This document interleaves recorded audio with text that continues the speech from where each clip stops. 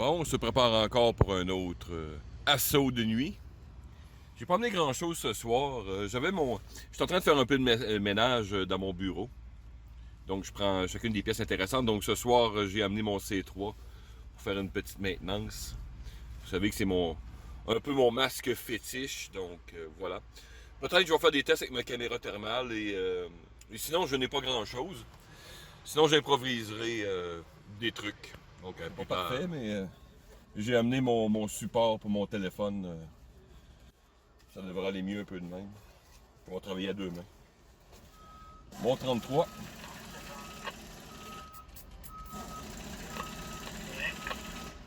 Juste faire attention des fois parce que sur le masque C3, les lentilles sont en verre. Et des fois le 33, c'est pas très efficace. Donc faire attention. On va laisser une espèce de pellicule de polymère. Il faut renettoyer ensuite. Mais pour ça, j'ai un autre produit Silver Wax pour les vitres. C'est pas wonderful tout ça.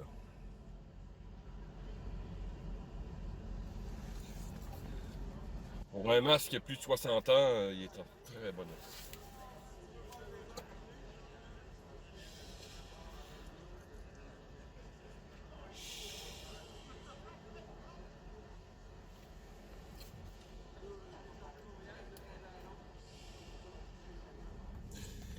J'ai récemment fait une mise à jour sur mes moyens de détection, y compris le thermal.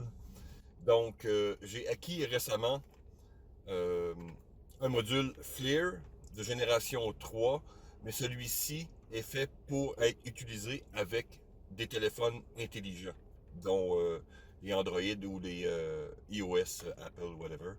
Donc, le tout vient dans un petit emballage dur. Vous avez la vision thermique et à côté, il vient avec un câble USB-C. Donc, voici le module. Donc, vous avez la prise USB-C qui est ajustable en hauteur. Donc, que vous aviez, exemple, un étui de protection ou pas, sauf les outer box qui sont beaucoup plus larges. Mais vous pouvez l'ajuster en longueur pour un ajustement parfait.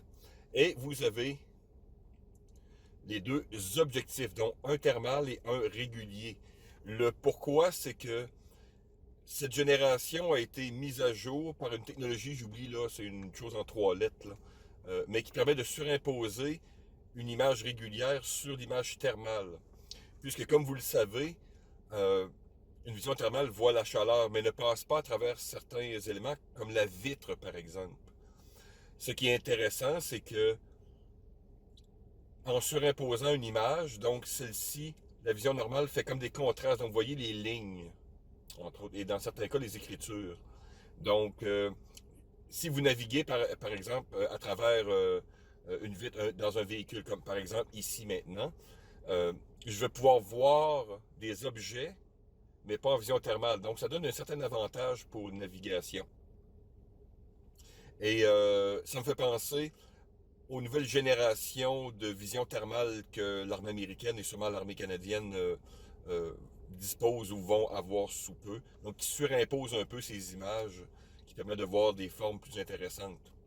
Donc, évidemment, c'est une version civile, donc évidemment, je n'ai pas la même résolution et les mêmes trucs, mais il demeure que c'est fort intéressant.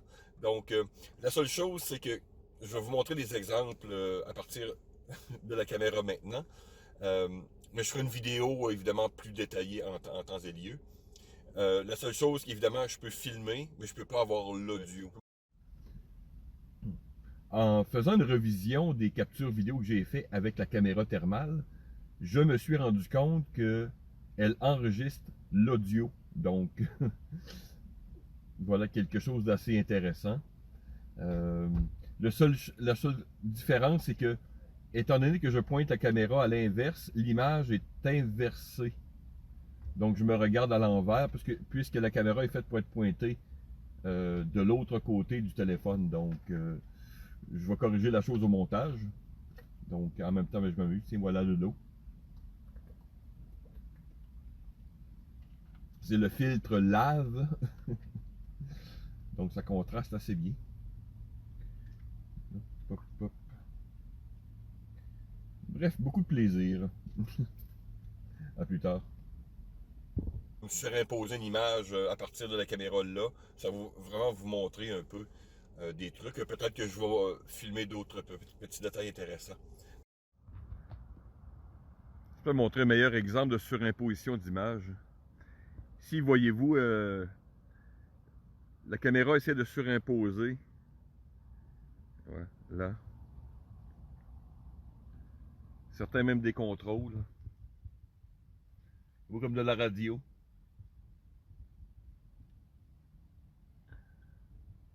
Et même, voyez-vous, je regarde à travers la vitre. Donc, il n'y a aucune distribution de chaleur entre la vitre et l'extérieur, mais la caméra auxiliaire me donne quand même des formes, des points de référence.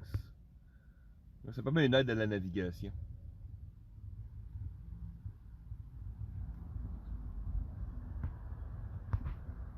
Ici, on voit clairement entre une vitre ouverte et une vitre fermée. Je devrais même voir mon reflet. Ah ben voilà, voyez-vous. La détection, que ce soit pour l'autodéfense de votre bad, de votre chalet, donc prévoir, je n'aime pas le terme dans ce cas-ci ennemi, mais j'ai toujours un point de vue un peu survivaliste, donc non interventionniste, mais bon, c'est toujours une bonne chose de prévoir à l'avance si vous avez une intrusion dans votre appartement, maison, chalet, ou avant de faire un déplacement qui peut être hasardeux. Donc c'est toujours bon d'avoir quand même quelques moyens de détection. Donc en voici un. Donc je vais vous montrer un exemple ou deux et voilà, on s'amusera avec tout ça. Donc voilà un petit exemple rapide que j'ai mis, que j'ai filmé. Vous avez pu voir que vous avez un choix de filtres, entre autres. Et un peu, je pense, le dernier j'ai mis qui s'appelle le maximum va vraiment pointer en rouge les éléments qui sont hautement thermales dans la zone. Donc, si vous voulez vraiment dans le bois repérer une très grande différence de température entre un humain ou un truc du genre, donc ça va immédiatement contraster avec le fond noir et blanc. Donc, il y a plein de choix de filtres intéressants pour travailler. Les classiques que j'ai mis, le noir et blanc. Il y a d'autres choix aussi, donc c'est selon pour la défense, pour trouver des choses dans votre maison, la surchauffe de X, Y ou Z. Donc voilà. Petite pièce d'équipement fort intéressante. Vous pouvez en trouver, j'en avais trouvé des usagers des fois, donc évidemment fouiller Kijiji, tous les sites habituels. Et vous n'avez pas retrouvé. Il y a une version pro, donc évidemment plus de pixels, plus de ci, plus de ça. Mais en ce qui me concerne pour l'instant, et le prix bien sûr, c'est totalement acceptable pour ce que je vais en faire. Parce qu'il y a un côté, pas juste de défense, mais il y a un côté éducatif aussi. Ça me permet de voir les fuites de chaleur, exemple, bon, dans ma maison bien sûr, mais pour des pièces d'équipement. Exemple, mon tonneau-abri, je m'en servais mon ancien détecteur thermal, je m'en servais à l'école de survie pour montrer l'efficacité, par exemple, des abris donc, ou des choses que j'enseigne. Donc, et des fois, certaines pièces de vêtements. Donc, vraiment un outil intéressant à avoir, très éducatif, bien sûr. Donc, voilà, je voulais simplement vous présenter la pièce. Je vais faire une vidéo appropriée en temps et lieu. Mais voilà ce que je m'amuse un peu ce soir. Et bien sûr, toujours ce look apocalyptique avec mon masque C3 avec le 60 mm. Un masque vraiment qui est ancien mais que j'adore. Extrêmement confortable. Très bon champ de vision. Donc, allez voir mes vidéos sur ce masque. Nous éprouvons quelques difficultés passagères. La programmation normale reprendra sous peu. Nous nous excusons de ce contretemps. Restez à l'écoute. We are experiencing... Eh bien, incroyable, une journée qui finit avant 5 heures du matin. Alors, bonne fin de journée tout le monde. Bye bye.